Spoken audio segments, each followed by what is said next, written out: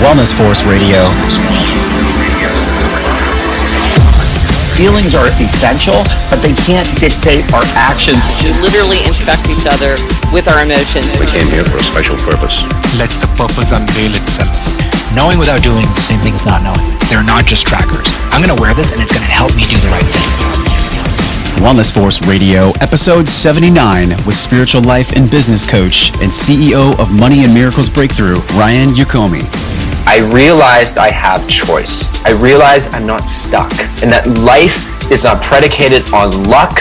It's not predicated on good genes. I have a choice, and I can create my life, and I can create my body, and I can create my happiness however I choose to. I believe the first step to change is responsibility. As you grow and expand, your emotions start to catch up with you, and they're like, oh, but what do I do with my boss that I hate?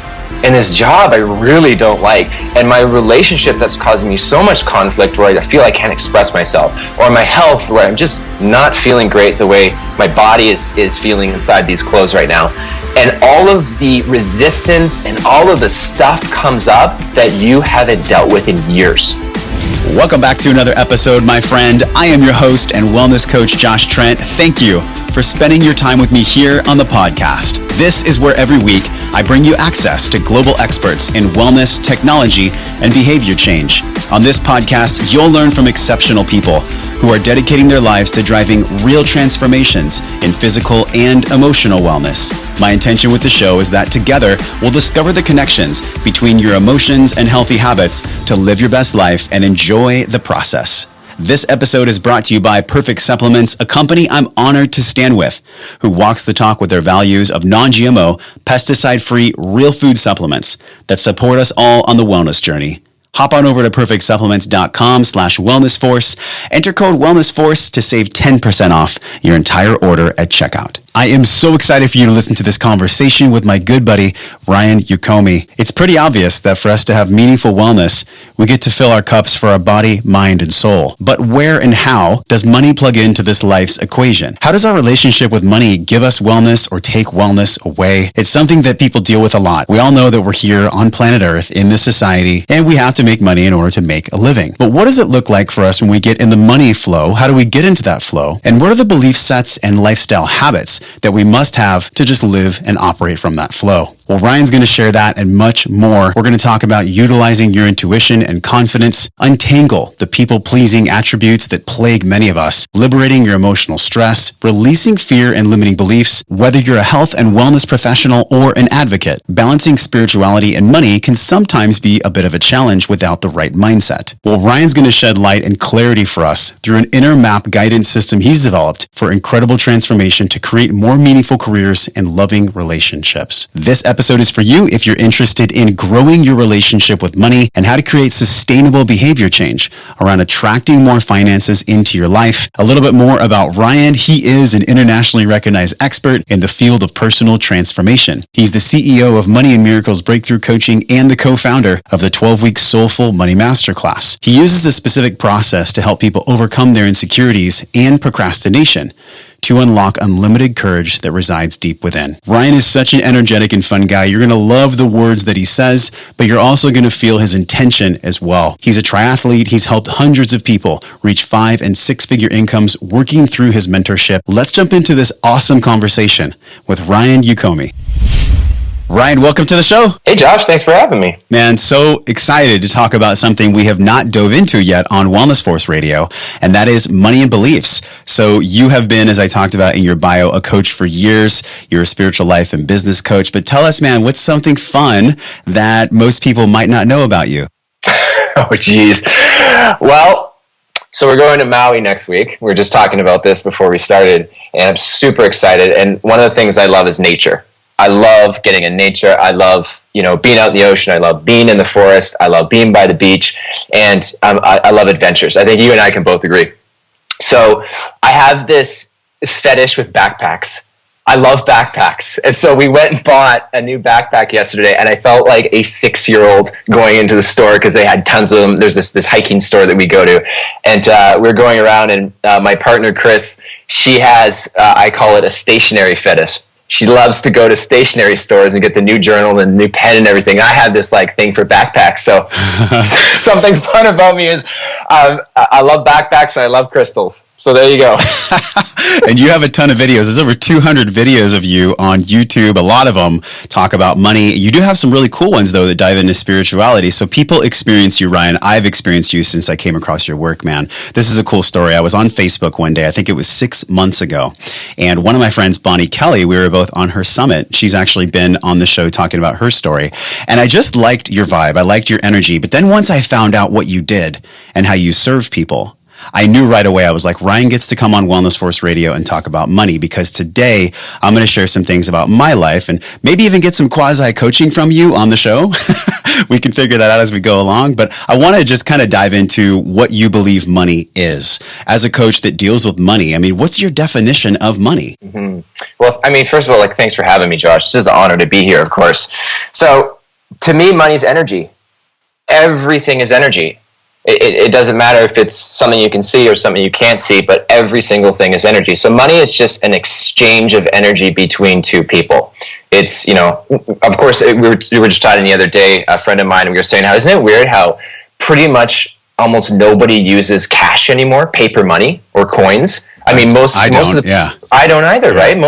I'm always, Visa or MasterCard or, debit card. It's like, I don't carry cash around with me, and I just don't have a need for it anymore. But 10 years ago I did. And if you go like all the way back, it's like we used to exchange cattle. We used to exchange farm animals in a form or currency of money. So money is just an exchange of energy back and forth between two people. Where people come into a challenge with it is when they do not have a healthy relationship with money. And that's where we usually deflect it. So as far as like how I define money, to me, it's just energy. I love how you said that, because we're going to touch on these really powerful beliefs you formulated in coaching. It's these 5 beliefs about how to get people into the flow. A lot of what we talk about on the show, Ryan, is behavior change. And part of that is actually feeling what the flow is. Has there been a certain person or a certain event that's really shaped the way that you step into your flow? I mean, how does Ryan drop into flow as a coach and as someone who's on the path? Yeah, it really started back in 2006 when I got my first mentor. His name, you may know him, his name's John Assaraf. So I worked with him, and he helped me for about 3 years. And then, now I work with my incredible coach. Her name's Anne Sullivan. And they both helped me with different things. Because here's the deal that everyone forgets, is that we're a 3-part being in one. So we're mind, body, and soul. And I know that you just did the 10-day Vipassana meditation. Like, talk about embracing that, right? Yeah. But people forget that it's like, we run into a challenge because they're 3 different parts, but we're in one, and they usually want different things. So it's about getting them all in alignment. Sometimes what your body wants, when it wants to go for the ice cream or it wants to go for the cookies, your mind might be telling you no, or vice versa, or your soul might be telling you no, but your body's going, your biological chemicals are being released, and you're like, but I want that cookie. Mm-hmm. And so sometimes there's that challenge of we got to get them all in alignment. So when you get them in alignment, that's when you start to get in flow. When your body and your mind and your soul is all aligned. But here's the deal with that. The hardest thing, I personally believe, to change is the mind. Because we have so many uncontrolled thoughts. And kind of like by default, we'll go to fear. So we're just sort of hardwired for fear that, if you go all the way back, that's back in the day, so we don't get eaten by a saber-toothed tiger, right? Mm-hmm. But we don't have that problem anymore. But now we're very addicted to worry. We're very addicted to doubts, uncertainty.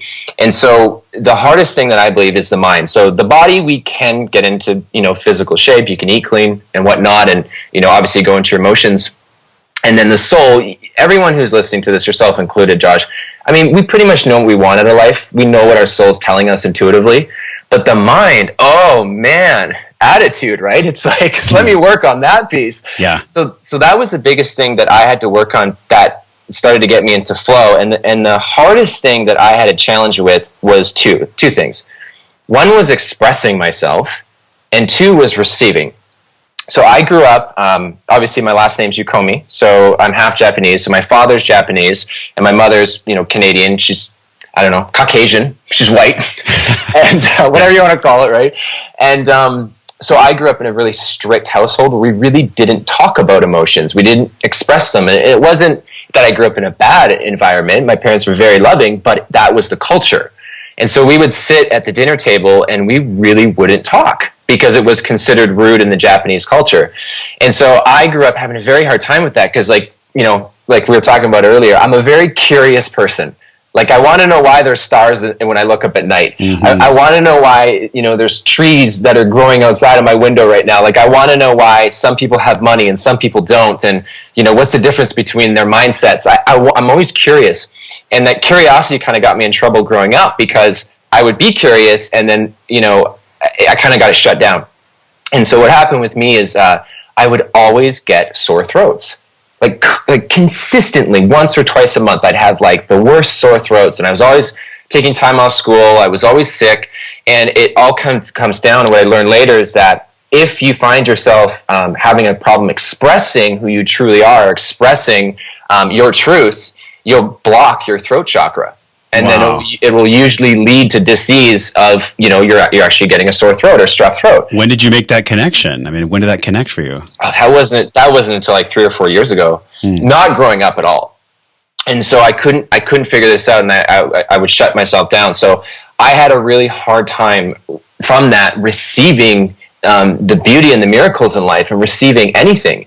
And so, you know, I went through life, and I actually was between the ages of, when was it? Grades 4 and 5 are when I was being bullied a lot because I went into the school system and I just feel like I couldn't stand up for myself because I couldn't express myself because my throat chakra was so blocked. And so I would get into school and, you know, I couldn't stand up for myself. I didn't know what to do. And so I just wouldn't say anything, and I got bullied quite a bit. And I remember in grade 4 being so connected to myself as far as like who I was and whatnot. And then grade 5, I really shut everything down. And it was terrible, and I did really poor in school, and all these things were coming up for me. And so I had to go through this process of one, starting to learn how to be okay and feel safe to express myself, and 2, starting to understand that I can receive other people, I can receive the gifts from the universe, I can receive money, and that's what really started to change for me. That's how I started to get into flow. Wow, man, I'm going back to my childhood. I was an overweight kid. I got bullied a ton. I used food to numb out. So how would you say that you numbed out? Because a lot of people in our society, they don't want to change. There's this fear around change. And as a kid, I mean, we're doing the best we can, Ryan, right?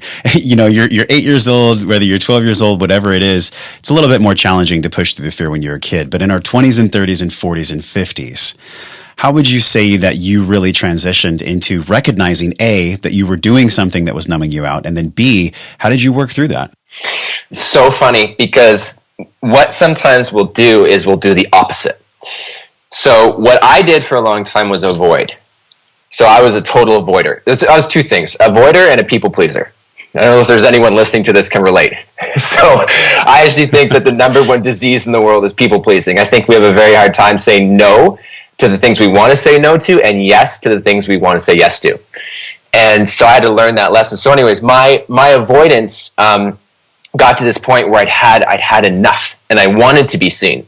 So what I ended up doing is going out and wearing this superficial mask of being the overachiever.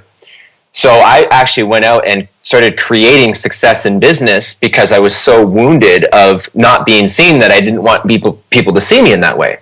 So I became addicted to exercise. I became addicted to doing triathlons and marathons and performing really well in them, and then as well as business. So I wanted to perform well at every single thing I did. But here's the thing with that. Our society has this deal that we should always be in peak performance, right? Like we should, when I used to train for triathlons, you know, you train for, you know, whatever, 12 weeks, and then you taper before the race, right? So you ease up on the training so you can peak on race day. So you're in peak performance. And that's kind of what our society expects. They expect us to be 10 out of 10s. And I think if we come into our relationships, or if we come into the way we look at ourselves and go, well, this is the amount of money I'm making, I should be further ahead, or, you know, I'm not where I want to be, I think we shame ourselves because we're not in this sort of peak performance state, and we judge, you know, where we're at. Mm-hmm. So what I did is I went, okay, let me figure this out. If I want to be loved, like if I want to receive the love that I felt I didn't get growing up, then I better be at peak performance state to get that. So for me, it became this addiction to become super successful in business, and I did that through network marketing, and that became my outlet to feel loved and feel received. when I was in the public eye, when I was promoting on social media. But behind the scenes, I really felt this like deep space of disconnection, like something was missing. I love how you're getting so personal, man. Thank you for this, because one of the things you talked about in the video was this story of being not good enough, which then created guilt, which then created frustration or anger. And then you were taking action from a place of fear. Can you talk about this? Because I think this is something where people might see on the outside, and not just entrepreneurs, all people, CEOs, successful people on your block that have 2 cars or whatever it might be. What we see on the outside is not really always what the story is on the inside. Can you talk about this path of guilt and then frustration and taking action from a place of fear instead of love and joy? Well, I'll tell you what's funny is the internet's an interesting place, because I believe it's very superficial on a lot of levels. But it's also an incredible tool because it allows us to connect with people globally that we've never been able to before. But my biggest fear, Josh, is that I would be exposed. So if I had to go to an event, or if I had to meet someone in person, a client or a teammate or whoever, my biggest fear is that I would not live up to the expectations of who they thought I was.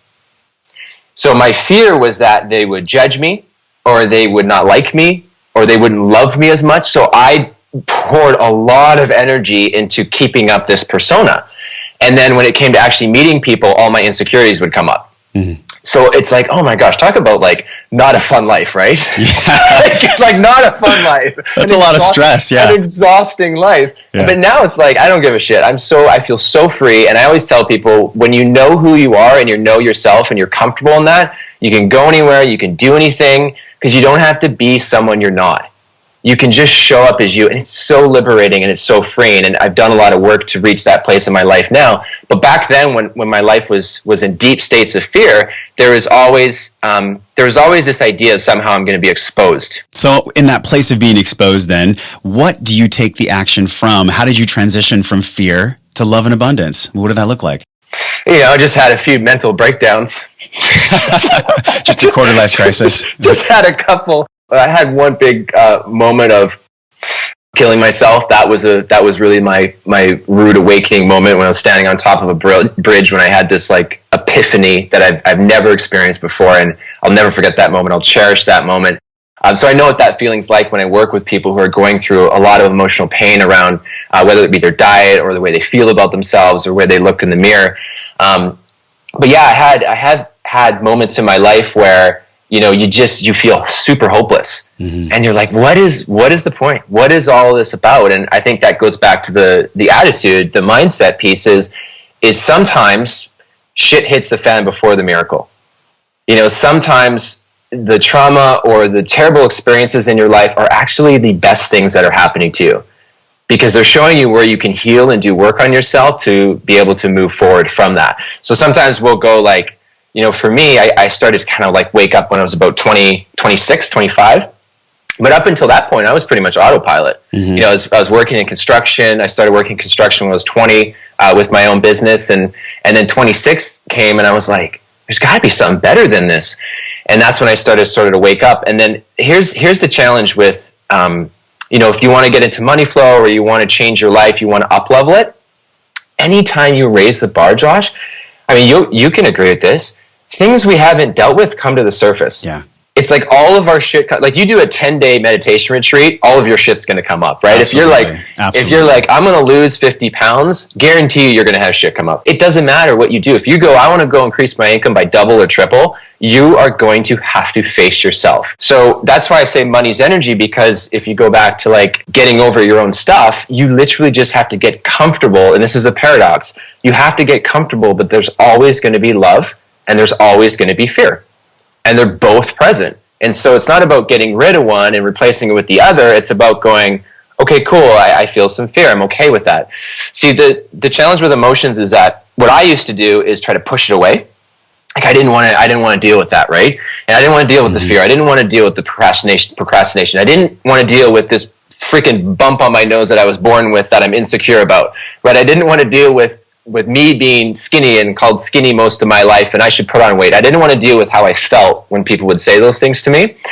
And as soon as I decided to go into them, and it was not easy at first, I'm not saying this work is easy, but as soon as I did, I was able to process. I was able to grieve. I was able to release that part of myself and start to own it. And then once you own, like, if you want to know if you have insecurities with something, just stand in front of the mirror naked. You know, you'll know if you love yourself or you don't. You'll know the parts of yourself that you judge yourself. And from there, you start to own it, and you're like, you know what? I'm imperfect, and I'm perfect, and it's all good. Oh, I love that, man. And I say this all the time with clients, and then just in my life to people I care about. It's the practice of being perfectly imperfect all the time. And you and I talked about this actually before we recorded. Just how do we get into this space of joy and abundance where we're putting out a vibration that attracts people, that attracts money, that attracts fun, that attracts joy, that gives us all the things that we want. But I guess the real kind of catch-22 on this point is that the be, do, have is really the mindset. That's what I got from training, you know, being this person. Well, what does a person do that makes $1 million a year? Okay, well, they be a certain way first. You know, we're not going to have the happiness when we have the money. We get to be happy first. When did you come across this type of mindset, and how did you galvanize this thinking of the be, then the do, and then the have? Yeah, I love that. Be, do, have is so great, you know, because you get to think we create through our thoughts, words, or actions. So here's the challenge with the be, do, have. Is when it comes to money specifically, okay? So most people have a really hard time believing that it's possible to change their money story because it's so deeply ingrained. And it usually, like most of our beliefs are created under the age of 10. What I found with clients, usually it's like between the ages 7 or 8. And it's usually if your parents had negative or limiting beliefs around money, then you will too, like 100%, until you change it. Now, the thing with that is sometimes it's, you know, what they said to you with money, but sometimes it's something you heard or the behavior that your parents modeled, that you just watched and witnessed. Sometimes you'll pick up beliefs based on that. It also runs really deep because it's ancestral. So there's tribal beliefs that go even deeper from your grandparents, your great-grandparents, way up the lineage. So not all the beliefs that you created in this lifetime are yours. Some of them are passed down through DNA. So going back to the be, do, have. Here's the challenge with the be, do, have when it comes to money, is most people have such a deep cultural belief of lack that it's very hard to change. So there isn't enough money. There isn't enough time. There isn't enough resources. Everything's lack. But the universe is abundant. So it's actually our cultural belief of us thinking it's lack that's recreating this illusion of lack in the world. So the best way to do it is to actually reverse it. Okay, so instead of the be, do, have, start to believe you already have it, and then it will change the way you are starting to do things, and then you'll start to become a different person. Specifically for money, because if you start to be this different person, most of the times your subconscious won't believe it when it comes to money, because the beliefs are like so deeply ingrained, Josh. So if you flip it, and so you can ask yourself this question. If you were already earning the money that you really desire, if you already have that in your life, how would you feel? And start to practice in that space. So and then you start to take action from that space. Do you feel like the reason people don't change, what's coming up for me is the thought of telling ourselves that we already are wealthy, energetically, financially, whatever it is. The ego might come up in that moment and say, no, you're not, you little punk. You're just saying this stuff. Don't try to fake it till you make it. How do we silence the ego in that moment? Yeah. So it's about the essence. So when it comes to money, you want to tap in, not the money. Because people will say, you know, I don't know what it is, Josh, but the golden number with a lot of people, most people is like 10,000 a month. They want to hit 10,000 a month because they think that's going to give them everything they want in life for that amount of income, right? That will, like, you know, they don't have to think about money. They pay all their bills. They can travel and do all that stuff. You know, with my coaching business, I brought it up to, you know, $10,000 a month in the first 5 months. And, you know, I can tell you guys, and this is from me, like, living this, you know, when you step into that space, yeah, you're going to have the ego come up. You're going to have all this stuff come up. But I knew I was going to create that before I created it. I was already in my mind believing that it already had happened.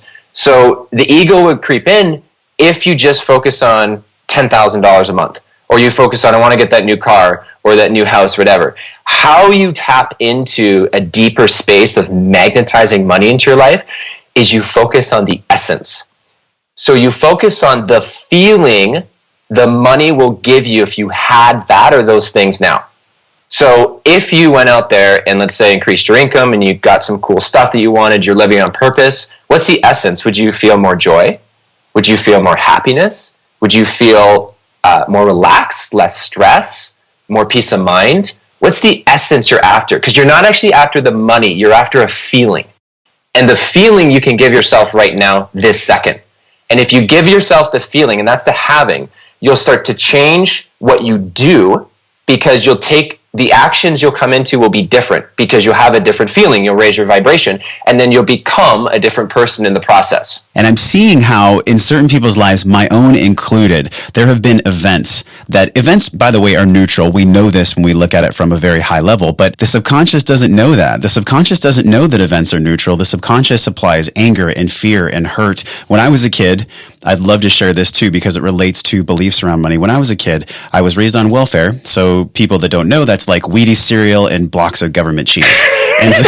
And so we would get checks every 2 weeks. And, don't get me wrong, my mom did an amazing job. She was manic bipolar when we were kids, and she did the absolute best she could with checks from the government. My dad left home when I was 4 months old. So when I was a kid, I had a lot of pressure, and I had this belief that money equals pain. Money equals sadness. Money equals stress, because that's all that anybody that I knew that was my parental example ever talked about. They just talked about money being the strain. Now, as life went on, my parents also grew, and I believe they have different relationships with money now, but it was hard, man, in that first, like you had said, 1 through 10 is where we shape our beliefs. Mm-hmm. What came up for me was the work I did in my early 30s was that not only did my parents do the best job that they actually could, but I started to see how I was using money as anger and fear for reasons that meant I couldn't ever have it.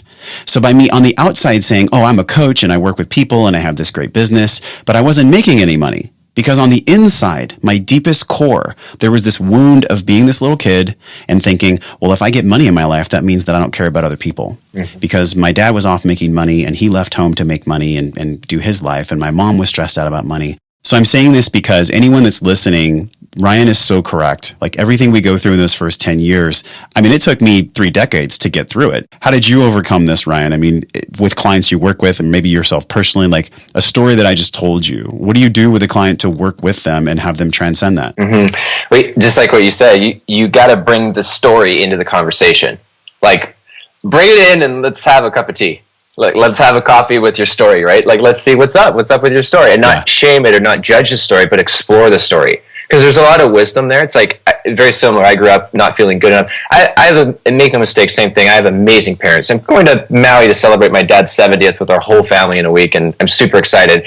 It's just during that time frame, they were making sacrifices to be able to change their life, and that came at the cost of not having a lot of money and having stress in the family and all those things. So going back to like, okay, so what do you do with that old story? Like if, for any of you listening, if you have this story that, you don't have enough money, money grows on trees, money's the root of all evil, if you heard those things growing up, or it's really hard to get ahead, or this is a common one, something always goes wrong when I have enough money. The car breaks down, there's an unexpected bill, right? Something comes up. Those are all just beliefs. They're all beliefs. So what you want to do is you want to bring them in. You want to bring them into the conversation. You want to go, okay, great. So what's the feeling? This is the emotional part. And this will help everyone who wants to change their life health-wise as well. What's the feeling that you have? What are you feeling? I grew up where we did not talk about emotional education, neither in school nor at home. And so what's the feeling you're having? What's coming up for you? And then we process the feeling. We go into actually supporting them and being able to integrate and process and release, because how do you heal shame? You expose it. You expose it. But what a lot of us do is we have all these insecurities and fears and these stories, and we don't want to release them because we're so afraid people are going to judge us for it. So we just hold on to them. And it just wreaks havoc in our life, right? Absolutely. Just totally takes up a lot of energy. So it's bringing the story in and then making the unconscious conscious. So, okay, well, what story is running here? When did you create that story? How old were you? Who was there? What did you see? Do you remember a specific moment when you felt, this relationship with money was kind of like crappy? What happened in that moment? And then what's the story you developed? And then, is that even your own story? Or is it your parents'? Or is it your grandparents? And are you just living a life out from a story that was passed down to you? So what I'm hearing you say is it was a practice of awareness, not only for yourself, but for all the clients that you work with. You're taking them back home to what's really inside. And I want to give people something that they can really bite on. You had this awesome video. We're going to link it in the show notes today at wellnessforce.com/money. And it's 5 really powerful positive beliefs that get people into the money flow. The first one you talked about, Ryan, was meaning. You state that realize money is neutral. We humans are the ones that give it meaning and energy. Talk about that, man. Yeah, I want to say something quick about story. So here's a very important part. Once you create a void in the universe wants to fill it with something, right? It's kind of like if you're like driving on the highway and you're on a two lane road and you're in the slow lane, let's say, and there's a car in front of you, and let's say you take off the gas a little bit and you ease off, and it leaves a gap in between you and the car in front of you. What usually happens? Another car slides in between you guys, right? Like, because you created a void. So if you create a void with your story, so if you integrate and process all these old limiting fear beliefs, all this like, this stuff around that's creating your bank account, it's creating your happiness, it's creating all these things. If you create a void around integrating and processing that story, you have to create a new story. You have to reinforce new beliefs, because if you don't, this is cognitive dissonance 101. You'll just pull back and reinforce the old beliefs opposed to breaking through to the next level and creating a new belief. So if you have an old story, an old pattern running of like, you don't have enough money and it's a struggle to get ahead, well, you have an abundant amount of money. Money flows to you easily and effortlessly. You are able to achieve your goals and dreams in the fastest way possible. Those, I'm telling you guys, beliefs. Those are beliefs. So you have to reinforce, and this is the attitude piece of the mind, body, soul. This is the mind. You have to reinforce on a daily basis new beliefs, and like what you said, Josh, it's all through awareness. And that becomes your new normal. And there's 2 ways that you can tell your life is changing. 1, your life externally starts to change as far as where you live, the car you drive, the clothes you wear, the food you eat, the amount of money in your bank account. You see physical change. 2, people tell you you're different. Josh, you're more peaceful. Josh, you're so much more calm. You're way more confident. Oh my gosh, did you lose weight? People tell you you're different. That's how you can tell that life has changed. There's a 3rd one, I'll say really quick, is how long you decide to stay in your story, your old limiting story. If it's like, I'm such a victim and I'm so frustrated, and you stand there for like a few days, and then it starts decreasing to a few hours, to a few minutes, to a few seconds, you can tell that you're spiritually growing. Thank you so much for including that, man, because what I'm thinking about is environment. Everything you're discussing when it comes to changing a belief, because at its core, you mentioned this gap between the one car and one might pull in there. At the core of all beliefs, there's some discomfort in changing them. So when you designed your environment, when you met John Asseroff, when you networked, it was not easy in the beginning. I'm sure there was a couple years when you started, like we all have, where it's a little scarce and you're not sure where you're going. It's kind of like having your eyes closed in a room and like trying to find a door, and then eventually you find it. What was that first 2-year period look like for you? And we'll definitely talk about these 5 beliefs, but I'm curious what in this moment here when we talk about designing the environment, what was that like for you in the first couple of years? Oh my gosh, it was bliss. Like, have you ever watched a child have like ice cream for the first time, or a chocolate bar? It's like, that's what I felt like. Like it was like, oh my gosh, this is Christmas for the first time. Because my consciousness was expanding so quickly. I was so excited. And so I just went into this learning mode. Like I wanted more information. But what I was really doing was unlearning what I had been taught. And so, yeah, through that process though, you go through this. See, here's what happens. Here's what happened with me. I went through starting to awaken, being mentored by John, and my life just started to transform because he focuses so much on the mindset and the belief side of things and neuroscience. And so my life started to transform. What my biggest breakthrough came in this way. I realized I have choice. I realized I'm not stuck, and that life is not predicated on luck. It's not predicated on good genes. I have a choice, and I can create my life, and I can create my body, and I can create my happiness however I choose to. I believe the first step to change is responsibility. What happens with people is when they start to wake up and they go, oh my gosh, I can change my health. I can change my relationships. I can change this place I'm working at. They get really excited. Like, it's like, oh my gosh, like it's bliss, right? It's like, oh my gosh, this is amazing. This is amazing. I feel alive. That's what most people want money for, is to feel alive. So anyways, I started feeling alive. And then what happens is kind of like as you grow and expand, your emotions start to catch up with you, and they're like, oh, but what do I do with my boss that I hate? And this job I really don't like, and my relationship that's causing me so much conflict where I feel I can't express myself, or my health where I'm just not feeling great the way my body is feeling inside these clothes right now. And all of the resistance and all of the stuff comes up that you haven't dealt with in years. And that's why I say you have to have someone, if it's a coach, if it's a mentor, if it's Josh, if it's this podcast, it's something where you can process and integrate all of the old stories and the old beliefs coming up so you can release them. And then you can reinforce the new beliefs. One of the biggest building blocks in our personal responsibility is the nutrition we give to ourselves. To give our bodies what they deserve and need, I've hand-selected 3 of my top superfoods from Perfect Supplements in a wellness bundle specifically designed for the Wellness Force Radio audience. Inside the bundle, you'll receive Rhodiola rosea to elevate mood and calm stress, Prescript Assist prebiotic and probiotic to keep our guts healthy and squeaky clean, and 100% grass-fed hydrolyzed collagen for satiety, skin, and joint health. You know, we've talked a lot about if you're on a paleo or a Weston A. Price diet, you're probably familiar with bone broth. Bone broth is that nutrient-dense food because of the gelatin it's produced when you cook the bones. Well, gelatin is just cooked collagen. It's an abundant source of protein. It's included in the Wellness Bundle. Hop on over to perfectsupplements.com/wellnessforce, click on the Wellness Bundle, and save 10% off your already heavily discounted package. Get some good health and save some money in the process. Let's get back to Ryan Yokome.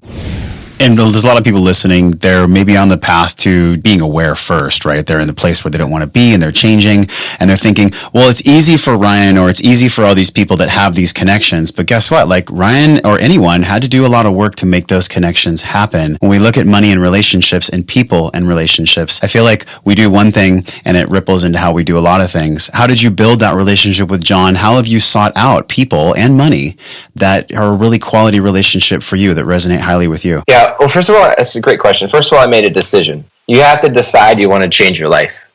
You have to reach a point where you actually decide. And I reached that point in 2006. So you probably saw The Secret, right? So there was a secret convention happening, not like nobody knew about it, but The Secret.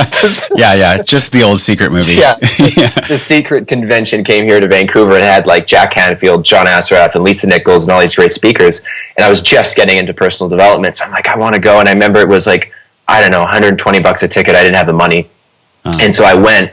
And at the time, my girlfriend, she bought John's program, which was called Having It All. It was like way back when it was just like in a binder with a whole bunch of sheets of paper. There was no like branding to it. And so she bought that for $200, and I really fell in love with his material. And then he launched a program at the time. It was $3,000 for 6 months of group coaching. And the only money I had left at that time was $10,000 that I had locked away in a savings account that I literally had to sign off to pull it out. And I thought, I'm going to do this. Like, I've got to do this. I just knew, like, for any of you watching, you just have that intuitive gut feeling. I just knew. So I took the risk, and I went for it. And I had so much resistance come up, put the money down, got signed up, and completely transformed my life. And if I didn't lean into that fear, if I didn't take that risk that was so scary, I knew I was going to regret it. And I didn't want to live in regret, so I'm like, let's go for it. And, here's the thing with money, guys. Money comes and goes. It's abundant. You can create money within a very quick time frame if you believe it. So I was like, let's go for it. And I did it. And so you just got to lean into your fear. Oh, I just got chills, man. I'm thinking about you signing off on the last money you have to your name at the bank, and then you went for it. And I'm feeling like a lot of people that make transformations in their life have to jump off the cliff. There's a famous quote where it's like you jump and then you kind of create the parachute on the way down. And I think that's what everyone has to go through. I want to talk about these 5 pieces. One of them was meaning. The money is neutral piece. Talk to me about how you formulated this belief, this number one meaning, where we humans, we're the only ones that give this money meaning or energy. Okay, so everyone listening, think of the first thing that comes up for you when I say the word money. Okay, and sit with that. So, Josh, did anything come up? I was actually thinking of big stacks of $100 bills. I was thinking of big stacks of $100 bills on like a granite countertop. Yeah. Perfect. So you're visual. Yeah. Some people see things, they'll hear things, but you have a really great relationship because you've been doing so much work on yourself. And but everyone has a different relationship with money. So that's how one of the ways you can find out the meaning that you're giving money, because everything in the universe is neutral until we give it a meaning. We were talking about you doing the Vipassana meditation and being the observer, and that's what we do. We're just the observer, but because like 96 to 98% of our perceptions, our behaviors, our thoughts, our habits are controlled by our subconscious or unconscious, is we're not really perceiving things as they actually are. We're perceiving them how we've been taught to perceive them for the most part. So when it comes into money, it's like when you pull out your credit card or cash or your debit, whatever, to pay for groceries, you're instantly having chemicals be released into your body that give you a feeling around paying for those groceries. And that feeling could be fear, or it could be excitement. It could be a whole different things. It could be, shoot, do I have enough money in the account? How much money am I spending? What's the cost of the cereal? What's the cost of the almond milk? All of those things. Or is it like, I can afford all this, no big deal. Run it through. I don't even have to think about it. And there's a feeling of peace of mind. So every single thing in the universe is neutral. And then we give it a meaning based on our experiences from our past in our life. So powerful, man. Number 2 is this relationship. This is my favorite one. You said, what would you do if you were dating money? How would you treat it? And what would your relationship be with money? Yeah. I've had so many people tell me funny things. I love that analogy. I had one woman tell me once that she's making out with her money. Like they're full on just going at it, making out. I want to like disinfect it. Yeah. Yeah. But yeah, think about it, because it's your relationship with money. Because money's an energy. So it's like, how do you treat it when you log into your bank account? How do you treat it when you get paid? I had one woman tell me she's really frustrated when she came to me because the money that she earns, a lot of it goes to bills or it goes to her mortgage, and then there's really not a lot left for her to do fun things. And so when the money would come in, she works full time. When the money would come in, she get paid. She'd be so frustrated at the money she just got paid. So her relationship with money is that she was resentful towards it, even though it's money coming her way. And that was literally blocking her from receiving money in abundant ways. So we started to open it up, started to work with her, and her whole life's changing. She's looking at selling her house and traveling all around the world right now. Wow. Was that one of your proudest stories? I mean, do you feel, I can feel your energy from that story. I mean, she's been in this home for 14 years. Yeah. So, it's like the shifts start to happen really quick when we look at our relationship. I mean, I'm proud of all my clients. I love all my clients. I have, another one a woman who came to me, hated her job, hated the fluorescent lighting in her workplace. She couldn't handle that, going in, because she's a free spirit. She loves to do things outdoors. She loves to travel and explore. She couldn't handle being locked inside of a building with fluorescent lighting. So anyway, she had this really passion to help people with their health. And she created this amazing business around binge eating. And so we got her in a few short months, broke her free, changed her belief system around money, changed her belief system around herself, her self-worth, her self-esteem, her power and her confidence and her voice. And now she has this business doing multiple 6 figures a year. And she's doing what she loves. And it's very cool to see what happens when we change our relationship with money. This is a perfect transition. Number 3, you talk about purpose, really big. Money loves a purpose, especially one bigger than you. You referenced your client who's connected to her purpose. Talk about the purpose piece, man. I mean, for everyone listening, why do you want to make more money? What's the purpose behind it? Not just for make money, but when you really tap into what we talked about earlier, what's the essence? Because money's an energy, right? Money's an energy. So if you were running a business right now, so let's say you were doing what you love and you had an assistant and let's just say an assistant. Let's not go employees. Let's say you had an assistant.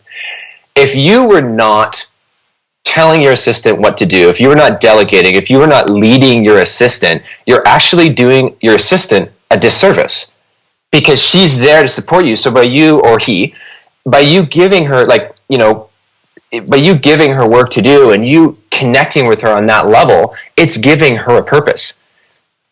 And so it's fulfilling something that she enjoys doing. She may really love being a secretary or an assistant. Yeah. And the same thing goes with money. If you aren't giving your money a purpose, right? If you aren't being intentional with it, it's like when money comes into your bank, yeah, you probably got to pay some bills. I pay bills too. And when I pay bills, I pay them in a state that if I'm going to pay my cell phone bill, let's say, and I think I pay $100 30 or 50 bucks a month. So if I'm going to pay my cell phone bill, when I make that, it actually gets just like taken off my credit card. So I don't, that's another tip for you guys. If you want to stay focused on abundance, just put everything on auto payments. So you don't have to even look at your bills. Does anyone do paper bills anymore? No, honestly. I don't. Okay. So who does that? Yeah. All right.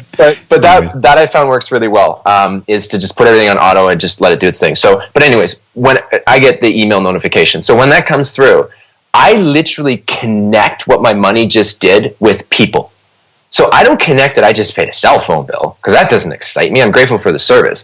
I connect that I just paid $150, and that money goes into that company that is going to pay their employees, that is going to put food on the table for their employees and their kids and their family and a roof over their head.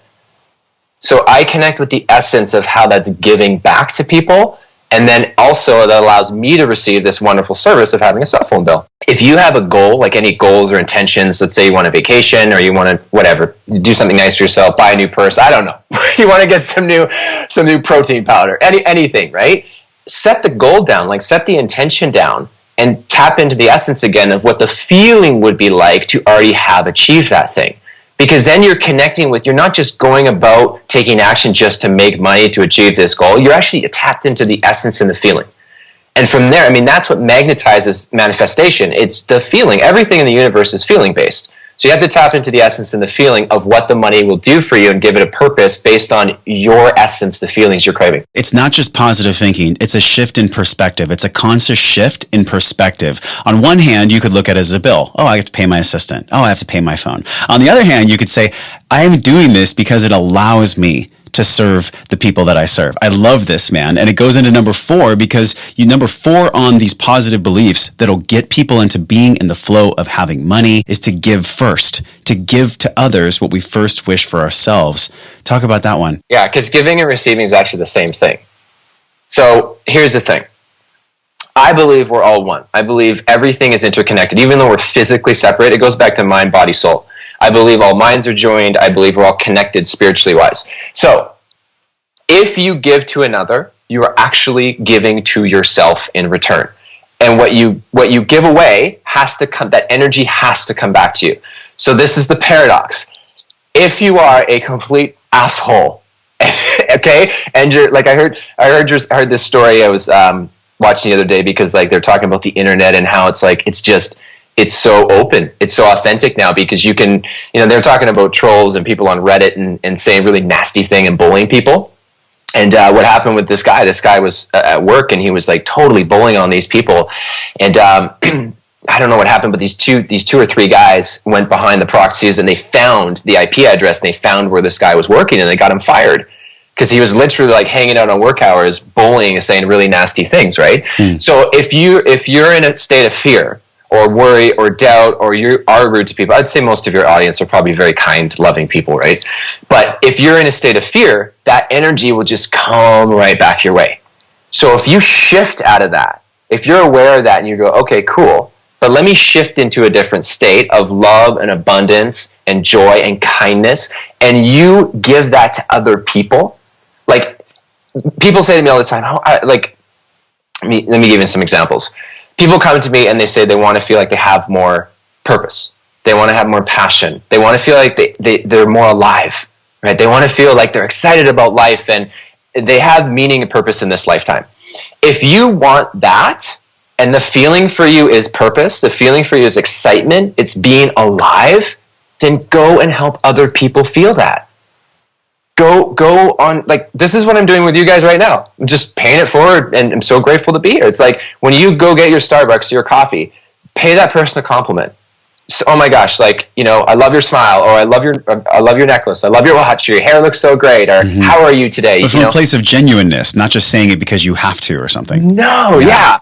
And give them a feeling of joy. Give them a feeling of bliss. Because if you do that, you're going to feel bliss, and then you start to magnetize that back into your life. So give away what you want for yourself. If you want more money, go help other people feel the essence of why you want more money. So if you want more joy, happiness, love, you want more creativity, Go help other people feel that same way in their life, and that will come back to you. Ryan, this is why I feel like you're so in the space of living your purpose, man, because I truly feel that from you. I feel like you're a giver. I feel like you're a born giver.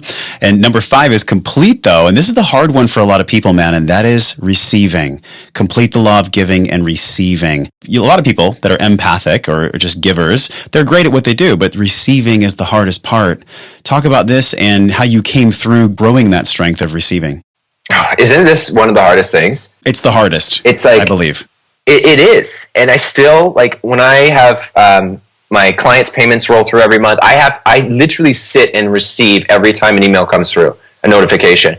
You know, we just launched the summit, the Soulwell Summit, and a whole bunch of incredible people purchased the bundle, and I'm so honored, like, so deeply. And every time, like this morning, another payment rolled through at $97, and I sat there in Starbucks, and I just stared at the person's name for about a minute. And it was on my iPhone, and I'm just looking at it, and I'm just receiving this so deeply that person pulled out their credit card to purchase something online, and they trust me enough to do that. That blows me away, and I'm honored. I'm so deeply honored. So I receive that, and I move into that space. But that wasn't always easy for me to do. Like, it was very much like, sit down at dinner, if any of you guys do this, and the bill comes, and someone's like, "Oh, I got it," and you're like, "No, I got it." No, I got it. starts a whole confrontation, right? You should come to Canada. We are way too nice up here. Okay. we are so kind. There's, sometimes I think we're a little bit too much of people pleasers. And so the receiving piece is so hard, because receiving anything, receiving money, receiving a hug, receiving somebody that wants to be with you, receiving a wonderful conversation with your coworker, receiving anything is sometimes very challenging, because we have to learn to receive love. And a lot of us have a very hard time with that, because when we were growing up, we didn't feel we got the love that we really wanted or needed. And so, as Tony Robbins says, whose love did you crave more growing up, mom or dad? Right? And what did you want from them? Really, what did you want from them? And so when it comes to this idea of receiving, when someone is willing to show us their currency of love. And everybody has a whole different currency of love. Some people are physical, they want to hug. Some people will give you money. Like, if one of your parents gives you money for your birthday or for Christmas or whatever, that's their currency to show you they love you. And so you have to learn and adapt and see how people exchange the energy of love. And so when it comes to receiving, what we have a really hard time with sometimes is going, wow, this person actually really loves me, and I don't know if I love myself enough to receive that love. Ryan, so powerful, man. Did you feel like you just practiced it imperfectly, or was there one event or person or thing that you focused on to be a better receiver? Well, here's the thing with receiving. It's feminine energy. Okay, so we all have both. We all have masculine and feminine, and I was always hyper masculine. Like super masculine. And so it's like, I don't care about my emotions. I'm just focused, linear, driven, goal orientated, very external, going to get this done. And what changed my life is when I balanced out my feminine energy, which is your expression, your flow, your creativity, your spontaneity. I'll give you an example. The masculine and feminine both accomplish things. They just do it in a different way. So for me, why I could work, and not receive from my passion, like my core passion, money, was because I just had this really bad relationship with my feminine. I just didn't think it was powerful. So like my girlfriend, Chris, I'll give you an example. When I clean the house, okay, we have this beautiful 4,000 square foot home, and, I enjoy cleaning, so we'll tag team it and clean the rooms. But when I clean, I have a system, right? Like, I start at room A, finish at room Z, and I have a process that I do.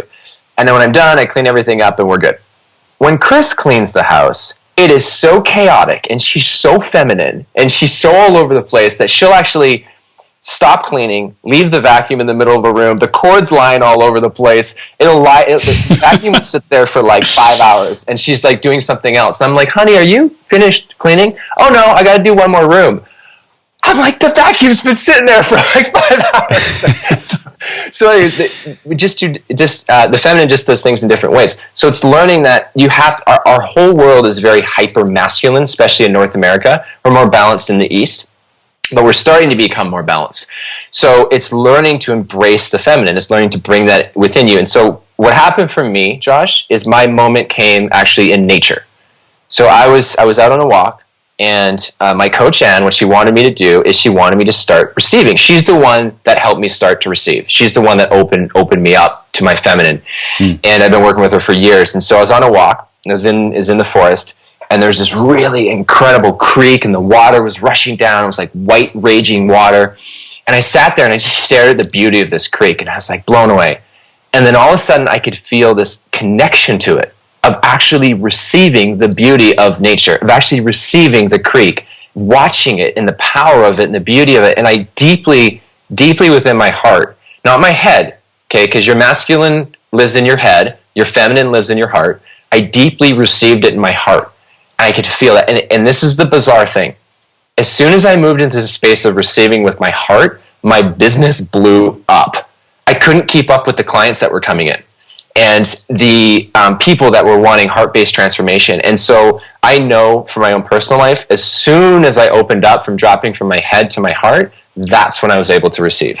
I'm thinking of this quote from one of the early people in the 60s. He was the father of wellness. I'll link it in the show. But he said, the currency of wellness is connection. Oh, I love it. And I loved how you talked about the currencies and you made that metaphor, because when we look at human connection, what you did is you connected with nature, which then allowed you to connect with more humans, because everybody's starving, Ryan. I don't know if you feel this in your practice. Everyone listening, I know you guys feel this because we've talked about it a lot. People are starving for real connection. We're starving for human connection in this age of technology where we're constantly going to our phones and our calendars. This currency of wellness is connection. Ryan, this has been so much fun, man. We're transitioning to the last part of the show. This is 7 fast questions for 7 mind-blowing answers. Now, this is a surprise. I didn't tell you what these were. Are you ready? I think I'm ready. Bring it on, brother.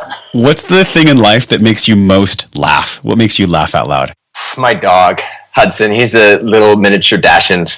He's so funny. What's one of the biggest things that happened for you in life that you see as one of your greatest lessons? Oh, God, there's so many. You know, honestly, it was a moment when I was in crisis, when I was, about to take my life. That was one of the biggest beautiful moments of my life. Do you feel like, looking back, that the number one thing you pulled from it is the preciousness of life? Or, I mean, what'd you pull from that? 100%.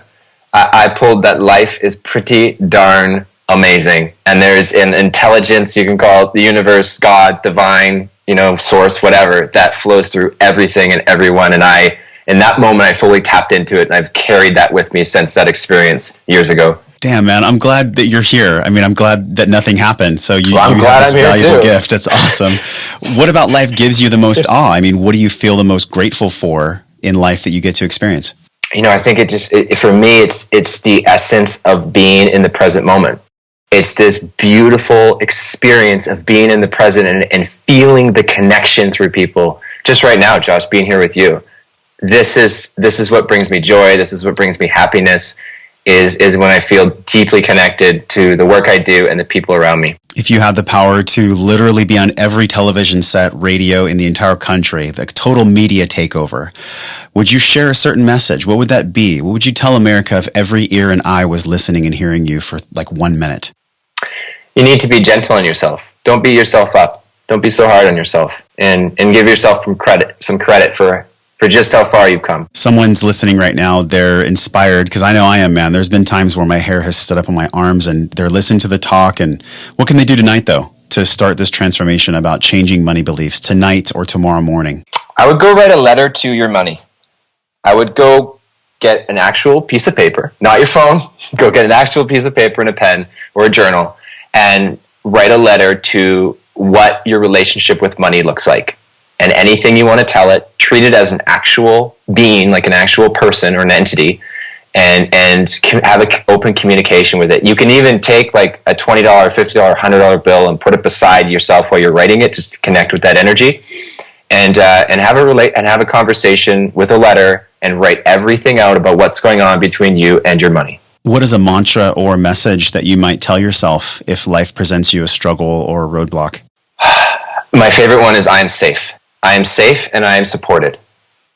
I am safe and I am supported. That's for me, when I'm uncomfortable, like, if I'm doing something that's really scary or I feel unsafe, I just have to go back to, I'm safe, I am supported, and I know the universe and life supports me. I felt really calm when you said that. Good, so did I. That was very calming. Hopefully someone driving like pulled over and they felt that. Last question, I ask everyone this question. I'm so excited to hear your answer. And it's, what is wellness? If you had to define wellness, what's your personal definition of wellness? A state of being. A state of being. And that could be whatever. That could be present. That could be peaceful. That could be powerful. To me, it's a state of being. Ryan, thanks so much for coming on the show, man. This has been an incredible conversation. I know that people are going to get value from this for years. We're going to link everything at wellnessforce.com/money. Tell us about your projects, though. I know you just wrapped up the Soul Wealth Summit. What else do you have that you're most excited about, and where can people get more of Ryan? Yeah, you can go to my site, which is ryanyokome.com. And yeah, we just wrapped up the Soul Wealth Summit, and we're going to actually have that posted live, so you can go and purchase all of the replays. There's 27 interviews that basically what you and I just did, I went and did with 27 other people as well. So super high value, and it's all about how to turn your soul's passion into a rich and thriving business that awakens the world.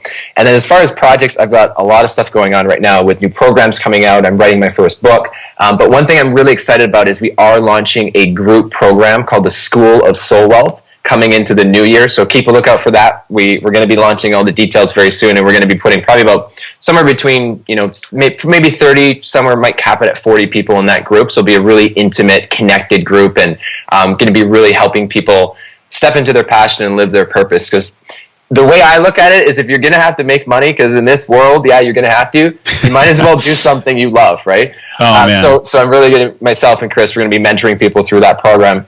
But what I want to do for everyone who's listening, if anybody wants some processing, they want to change their money beliefs, they want to let go of some blocks, and you want to plan to move forward to create the new story and the new beliefs, what I'd love to do is offer, and this is a limit to the first 5 people, just because of my time, a free complimentary 20-minute breakthrough coaching call. So I'll personally do the call with you.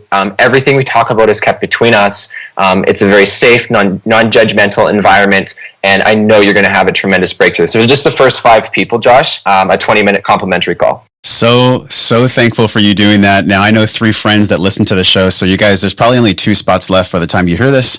So definitely, Ryan, thank you for that. Thank you for what you do, man. I want to acknowledge the passion and the on-fireness that you have around this purpose of giving people a better relationship with money, man. I know it's something that I've worked on a lot in my life. And I believe that if we're going to have wellness, we get to have financial health as well. The two go hand in hand. So thank you so much, man, for just this mission you lead in life. Yeah, thank you so much for having me, Josh. Such an honor. That is a wrap for episode 79 with Ryan Yokome. I have to tell you, after this episode, I listened to it a few times on my own, and it's very rare that I go through and listen to the episode a couple times, but there were some incredible gems that I want to talk about here in the show wrap-up. To review those 5 positive beliefs that you must have to get into this money flow, number 1 being meaning. Realize that money is essentially neutral. We create the meaning and give it the energy. Number 2, relationship. Have that healthy relationship with money. How would you treat your money if you were dating it? Number 3, purpose. Money loves a purpose, especially one bigger than you. What is the reason as to why you want more money in your life? Number 4, giving. Giving what we wish for ourselves to other people. So if we want more money, joy, and travel, then we must give that to other people first. And then lastly, complete. Participate in this law of giving and receiving and get to be a better receiver. You know, it's hard for me and sometimes in life before I did some trainings, and even occasionally now, for me to just be that receiver. And I gotta say, number 5 is the big one. So today, when you're out in life, practice receiving. Like when someone gives you a compliment, say, I received that. And it actually feels pretty good.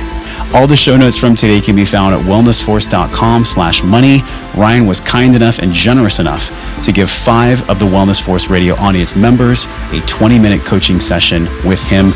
You can find that at the show notes for wellnessforce.com/money. Support Wellness Force Radio with your powerful voice. Leave a 5-star review for iTunes so that other people can feel what you felt today. Go to wellnessforce.com/review and I'll make sure to read your voice live on the iTunes airwaves. Now, all that's left to do is go out and create an abundantly amazing day with all the inspiration and energy you felt from Ryan and all the other guests we've had on the show. So until I see you again real soon, I'm wishing you love and wellness.